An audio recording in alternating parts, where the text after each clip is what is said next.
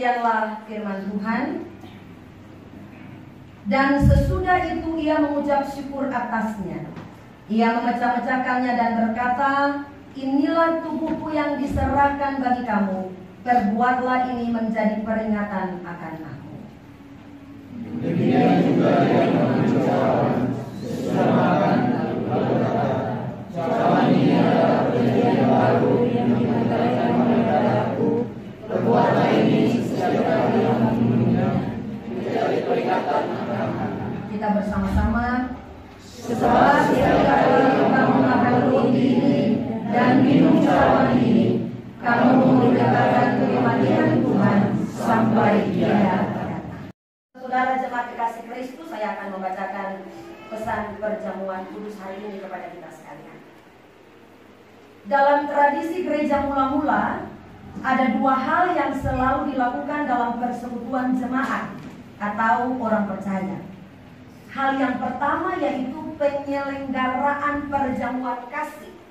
Kalau Bapak Ibu bisa membaca bagaimana jemaat mula-mula punya kehidupannya, mereka bukan saja berkumpul untuk puji Tuhan setelah 3.000 orang dibaptis ketika peristiwa Pentakosta, tapi mereka membawa apa yang ada di rumah mereka. Nanti mereka sampai dalam persekutuan itu, mereka akan bagi-bagikan makanan, harta benda. Mereka akan bagi-bagikan itu kepada sesama persekutuan yang dirasa mungkin saja tidak punya kelebihan material seperti apa yang mereka punya. Itu mereka menyelenggarakan perjamuan kasih. Tetapi juga ada di antara kehidupan mereka bukan saja menyelenggarakan perjamuan kasih, tetapi sekaligus dengan itu mereka menyelenggarakan perjamuan kudus.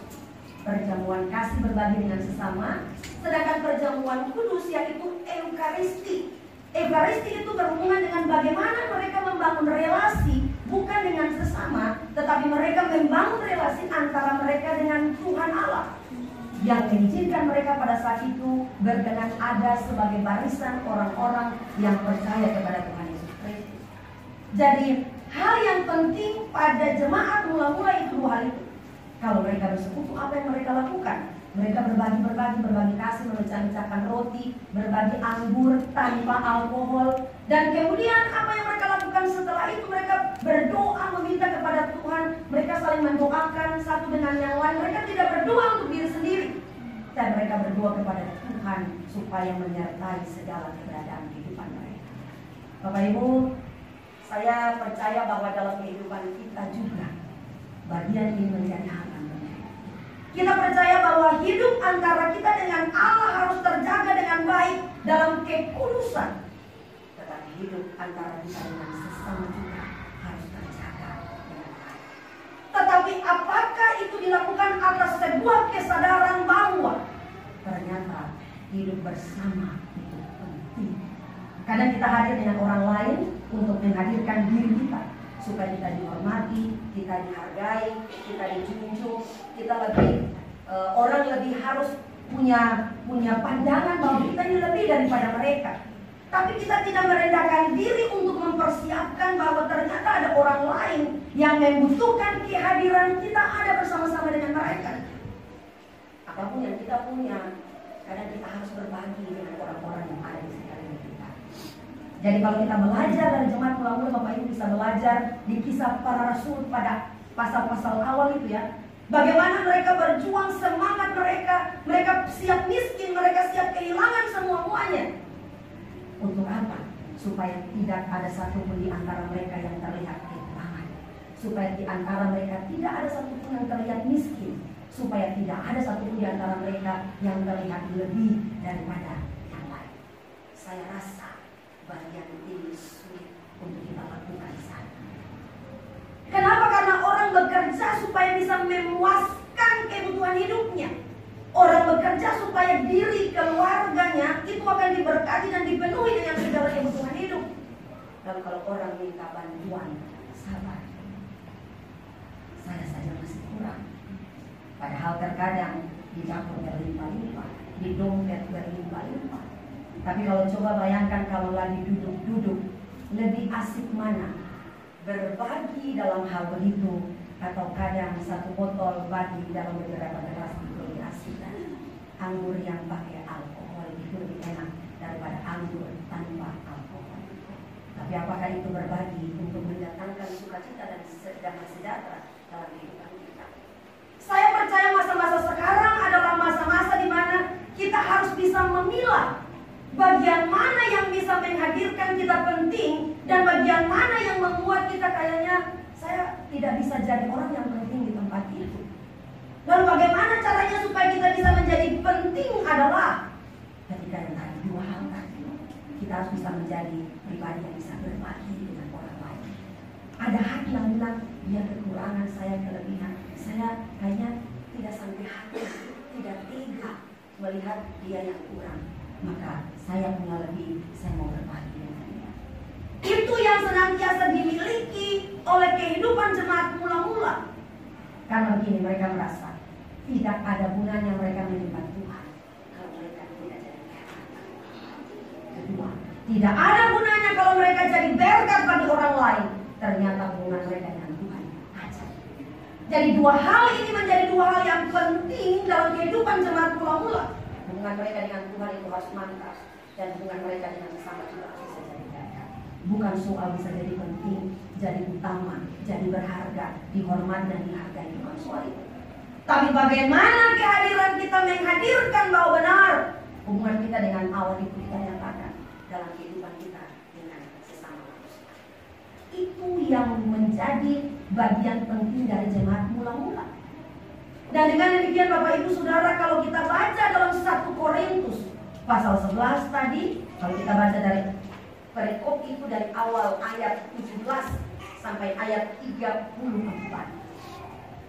Seorang Paulus, dia benar-benar memberikan sebuah garis yang lurus antara bagaimana kita dengan Tuhan dan bagaimana kita dengan sesama. Makanya dia bilang pada bagian-bagian akhir, dia bilang, kalau engkau evaluasi dirimu, kalau engkau belum merasa belum layak untuk ambil bagian dalam perjamuan kudus, daripada nanti akan menjadi sesuatu yang tidak baik untukmu karena relasi engkau dengan sesama sedang tidak baik, maka lebih baik jangan ambil bagian dalam perjamuan kudus. Tetapi kalau engkau merasa sudah layak, kalau engkau merasa tidak ada persoalan antara engkau dengan sesama, maka engkau bisa datang untuk mengambil bagian dalam perjamuan kudus. Supaya dua hal tadi terjadi. Relasi antara engkau dengan Allah itu baik-baik saja, dan relasi antara engkau dengan sesama itu baik-baik saja, sehingga tidak ada yang imbang sebelah mana yang lebih penting dan mana yang lebih kurang penting. Nah, Bapak Ibu dan saudara-saudara yang dikasihi Tuhan Yesus Kristus, oleh karena itu ada 3 pesan firman Tuhan dari 3 ayat tadi, 1 Korintus pasal 11 ayat 25, ayat 24 sampai ayat 26. Pesan firman Tuhan yang pertama, perjamuan kudus itu mengandung nilai peringatan. Peringatan itu berarti ada sesuatu yang sudah lewat, ada kisah, peristiwa, cerita yang sudah jadi kenangan, yang sudah terlewati, kemudian kita ada saat ini untuk mengenang kembali, untuk mengingat kembali peristiwa-peristiwa yang sudah pernah terjadi di masa lampau itu. Dengan demikian perjamuan kudus kalau kita baca ayat 24 sampai 25 itu merupakan sebuah peringatan. Peringatan terkait dengan apa yang menjadi kenangan di masa lalu. Kemudian yang kedua, apa yang menjadi penghargaan terkait dengan nilai-nilai yang terkandung di masa lalu itu. Dan yang ketiga, penghormatan terkait dengan bagaimana kita menghormati perbuatan-perbuatan yang sudah terjadi di masa lalu. Jadi memperingati itu ada 3. Yang pertama, mengenang kembali apa yang terjadi di masa lalu. Yang kedua, menghargai nilai-nilai yang terkandung pada peristiwa di masa lalu. Dan yang ketiga, bagaimana kita menghormati sesuatu yang telah dilakukan pada masa lalu itu. Lalu kemudian dari bagian 3 itu kita mengulanginya sekarang. Karena ada sesuatu yang penting. Karena kalau tidak ada sesuatu yang tidak penting, kita tidak usah mengingat-ingat lah, tidak usah mengenang kembali. Tapi kalau ada sesuatu yang baik, ada sesuatu yang bisa membekas, bisa memberikan kenangan yang baik, yang indah, maka itu akan senantiasa kita kenang. Tapi kadang saya mau tanya, lebih ingat mana orang punya baik atau orang punya tidak baik? Lebih ingat mana orang punya baik atau orang punya tidak baik? Jujur-jujur ya, kadang orang sudah bikin baik 1000, tapi karena satu yang tidak baik itu menyenangkan, terlalu menyenangkan yang tidak baik ini, maka yang 1000 itu dia tidak. Lalu yang cuma dengar di sini cuma yang tidak baik saja. Kadang kita tidak berani angkat jempol untuk kebaikan orang lain, tapi kalau satu saja ketidakbaikan, kita gampang sekali mengambil yang tidak baik.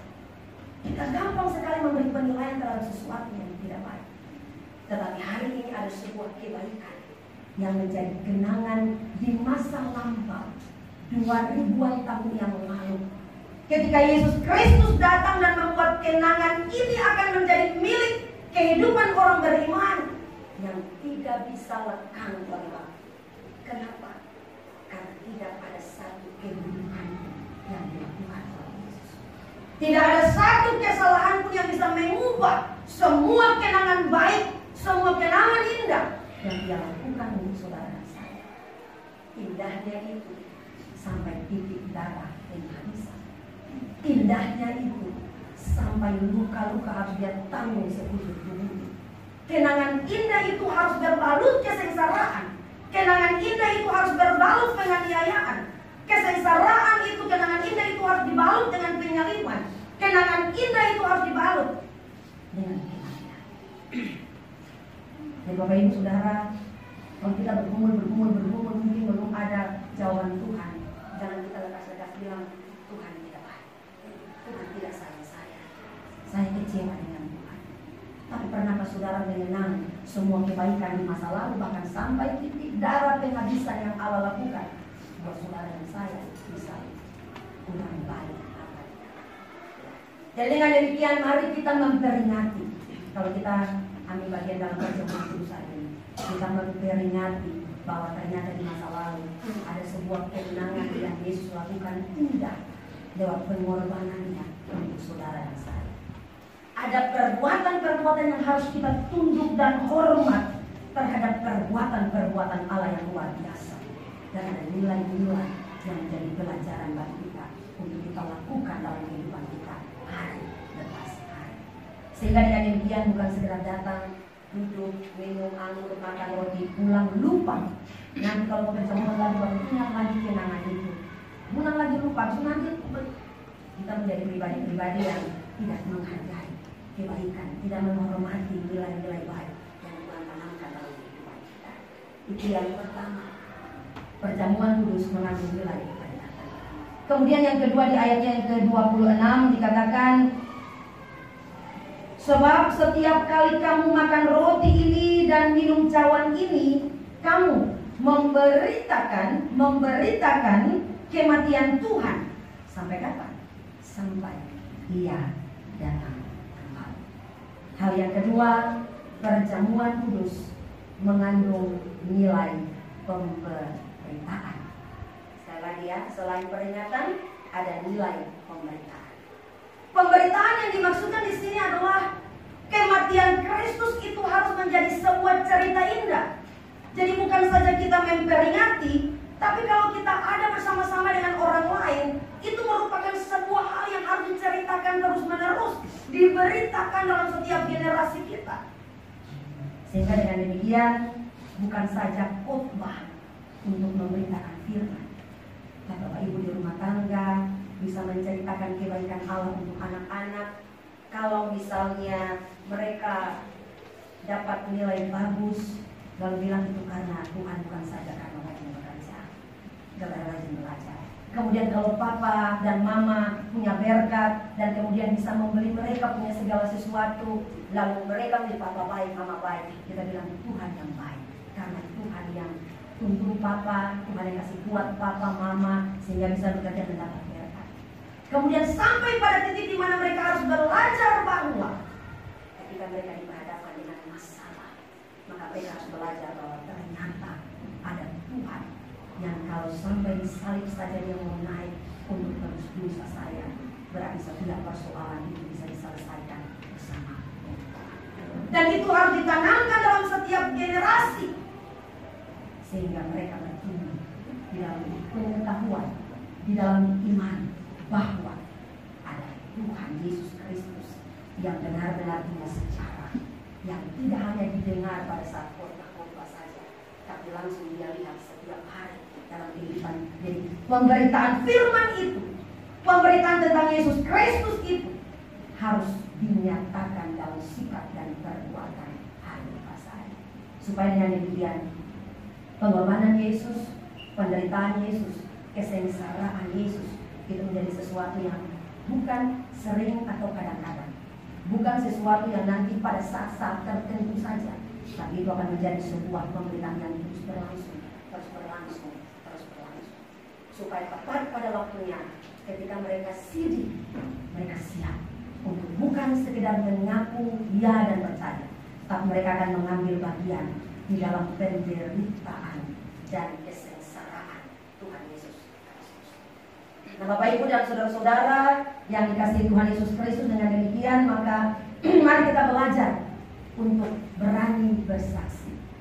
Waktu khotbah tentang keturunan Roh Kudus ada 3 tanda. Salah satu tanda yaitu lidah api. Nah, api yang menyerupai seperti lidah manusia. Itu berarti ada roh yang membakar semangat kita, supaya kita tidak mematikan pemberitaan-pemberitaan seperti ini hanya pada saat-saat tertentu saja. Tapi kapan saja ada waktu, di mana saja, roh itu akan memberanikan saudara dan saya untuk bilang bahwa juru selamat saya yaitu Tuhan Yesus Kristus, dan lebih dari secerdikan oleh alasan apapun. Dengan demikian Bapak Ibu Saudara, mari kita memberitakan tentang kebaikan Tuhan, kita memberitakan tentang penderitaan Tuhan, kita memberitakan tentang apa yang Tuhan lakukan bagi saudara dan saya. Bahkan dari bagian ini keselamatan boleh Tuhan berikan bagi kita semua. Itu kedua. Kemudian hal yang terakhir, dari seluruh bagian pasal ini, secara khusus ayat 17 sampai ayatnya yang ke-34, itu ada satu hal yang penting, yaitu perjamuan kudus mengandung nilai persekutuan. Jadi bukan sekedar memperingati, bukan sekedar memberitakan, tapi juga menyangkut tentang bagaimana kita membangun relasi tadi antara kita dengan Allah, tetapi antara kita juga dengan sesama. Kita membangun persekutuan, dan oleh karena itu ada 2 persekutuan. 2 persekutuan yang dimaksud tadi saya sudah katakan. Yang pertama, persekutuan antara jemaat dan Kristus, dan yang kedua, persekutuan antara jemaat dan sesama. Jadi pada saat kita memakan roti dan minum dari cawan Tuhan, sebenarnya kita telah memasuki suatu persekutuan yang paling agung dengan Kristus, yaitu suatu persekutuan yang tidak ada di dalam dunia ini. Suatu persekutuan yang lebih indah dan lebih dalam dari persekutuan suami istri, dari persekutuan orang tua anak, dari persekutuan adik kakak, dari persekutuan persahabatan dan pertemanan, dari persekutuan rekan kerja. Suatu persekutuan yang kudus, suatu persekutuan yang suci, dan suatu persekutuan yang indah sekali. Hal ini menunjuk kepada persekutuan antara yang ditebus dengan penebus, yang diampuni dan yang mengampuni, yang diselamatkan dan yang menyelamatkan. Dengan demikian saya percaya kita membutuhkan dia. Dengan demikian lewat perjamuan kudus ini, mari kita kembali membangun relasi kita dengan Tuhan. Kita kembali mengikat erat relasi kita dengan Tuhan. Kita kembali mengobarkan relasi kita dengan Tuhan, supaya dengan demikian kita akan menjadi pribadi-pribadi yang bukan sekedar merayakan dan memisahkan, tapi kita terus setia pada cara Tuhan. Kemudian yang kedua, persekutuan antara jemaat dengan sesamanya. Persekutuan dengan Allah akan menghasilkan persekutuan dengan sesama, gitu ya. Persekutuan dengan Allah akan menghasilkan persekutuan dengan sesama. Artinya begini, dia tidak bisa bilang dia baik dengan Allah, tapi dia tidak baik dengan bilang bahwa dia sangat luar biasa menyembah Allah, tapi ternyata dia sedang dendam, dia sedang benci, dia sedang tidak membangun hubungan baik, relasi yang baik dengan sesama. Karena kalau dia bilang persekutuan dengan Allah itu baik, maka secara alami dan natural tanpa dibuat-buat menghasilkan persekutuan yang baik dengan sesama. Itu dimulai dari mana? Dari keluarga.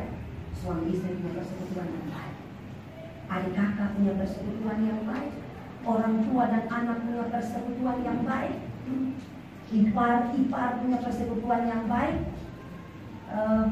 menantu mertua punya persekutuan yang baik, dan kemudian keluar antara bos dengan anak buah punya persekutuan yang baik, antara sesama anggota KBF punya persekutuan yang baik, di tempat kerja antara karyawan dengan karyawan punya persekutuan yang baik. Semua akan terbina karena dasar persekutuan dengan Allah.